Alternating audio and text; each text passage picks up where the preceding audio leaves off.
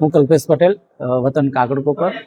અમે જે સમસ્યા માટે આવેદનપત્ર માટે આપવા આવ્યા છે એના માટે બ્લેક ટ્રેપ કોરી નામની અને ક્રશર મશીનો જે કાકડકોપરના બોર્ડર પર ચાલે છે એના લીધે અનેક વખત ગમે ત્યારે બ્લાસ્ટ કરવામાં આવે છે.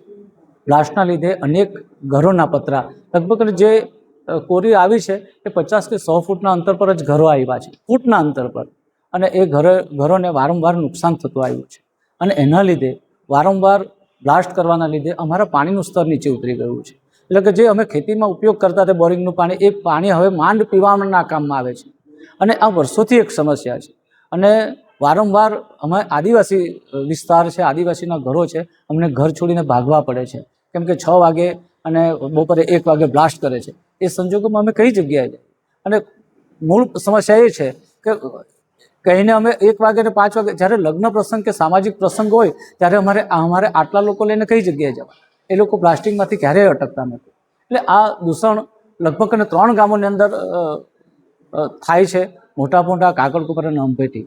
આ 3 ગામના જે નજીકના ફળિયા લોકો છે એ લોકોને ખૂબ પારાવાર મુશ્કેલીઓ થઈ રહી છે.